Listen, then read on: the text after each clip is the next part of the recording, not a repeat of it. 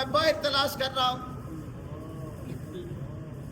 تو اس وجہ سے دوسرے بندے کی طرف انگلی اٹھانے سے پہلے اپنی ذات کا محاسبہ کر لینا چاہیے کہ کہیں وہ گناہ میرے اندر بھی تو نہیں. انما مثل الحیات الدنیا کماء انزلناہ من السماء فاختلط به نبات الارض مما یاکل الناس والانعام. اللہ کریم نے دنیاوی زندگی کی ایک مثال پیش کی ہے.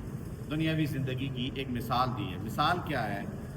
اللہ فرماتا ہے جیسے آسمان سے ہم نے پانی نازل فرمایا، فاختلط به نبات الارض، زمین کی جو نباتات ہیں وہ گھنی ہو کے اگی. کیسے اگی؟ گھنی ہو کے اگی. جیسے آج کل بارش برستی ہے نا ساون کے مہینے کے اندر، تو بہت زیادہ گھاس اگتا ہے، بہت زیادہ فصل اگتی ہے.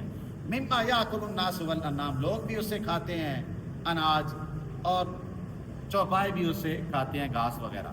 حتی اذا اخذت الارض زخرفها، یہاں تک کہ جب زمین اپنا سنگار اوڑھ لیتی ہے، خوبصورت ہو جاتی ہے، وزینت اور مزین ہو جاتی ہے، وظن اہلھا، اور زمین والے، زمین کا مالک، اس پلاٹ کا مالک ہیں، اس پٹی کا مالک یہ کہتا ہے انہم قادرون علیہ، کہ ہم اس پر قادر ہو چکے ہیں، یہ ہماری فصل ہے، اب ہم اس کو کاٹیں گے.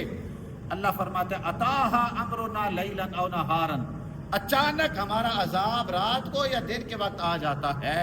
فجعلناها حصیدا کأن لم تغن بالامس، اللہ فرماتا ہے ہم نے اس کو کاٹ کے رکھ دیا گویا کہ کل وہ تھا ہی نہیں. سمجھ آ رہی ہے مثال؟ اللہ فرما رہے قرآن میں. بندہ کہتا ہے کہ یہ سارا کچھ میں نے کیا ہے، اپنی عقل سے کیا ہے، یہ میرا سب کچھ شعور ہے، یہ میری ذہانت سے سب کچھ ہوا ہے، یہ جو فصلیں لہلہا رہی ہیں اس میں سارا کردار میرا ہے. یہی تو بغاوت، یہی تو بغاوت ہے. اللہ فرما رہا ہے کہ آسمان سے پانی میں نے نازل فرمایا، یہ جو تو دانے بو کے آیا تھا اس میں سے خوشے میں نے نکالے ہیں، زمین کو ہریالی میں نے عطا فرمائی ہے، یہ سارا تمہارا لہلہاتا باغ وہ میں نے تمہیں عطا فرمایا ہے. پھر تو کہتا ہے کہ یہ میری کامیابی ہے، یہ میں سب کچھ کر رہا ہوں، میں نے حل اچھا چلایا ہے، میں نے بہت اچھا بیج بویا ہے. فرمائے سارے کام کس کے ہیں؟ اللہ کے ہیں. اور بندہ یہ کہتا ہے کہ اپنے گمانڈ سے، اپنے تکبر سے کہ میں اب اس پر قادر ہوں، میں اپنی فصل اٹھا لوں گا اور مجھے فائدے ہی فائدے ہوں گے. اللہ فرماتا ہے پھر ہماری طرف سے عذاب آتا ہے، لیلا او نہارا، دن کے وقت یا رات کے وقت ہمارا عذاب آتا ہے.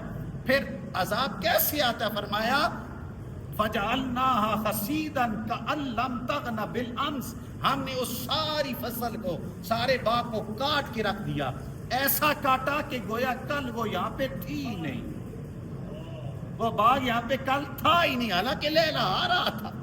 عذاب ایسے آیا کہ اسے یوں محسوس ہوا کہ پہلے تھا ہی نہیں. اللہ نے فرمایا کذالک نفصل الآیات، ہم اسی طریقے سے اپنی نشانیاں کھول کے بیان فرماتے ہیں، لقوم، اس قوم کے لیے، یتفکرون، جو غور و فکر کرنے والے.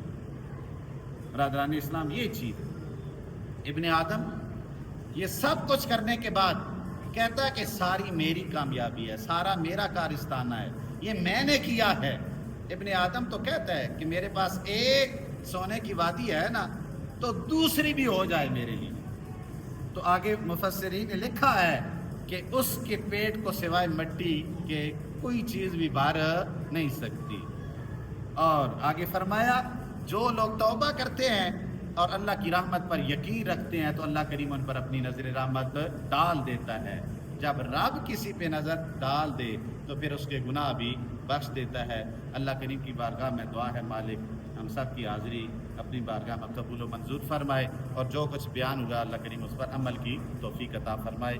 وآخر دعوانا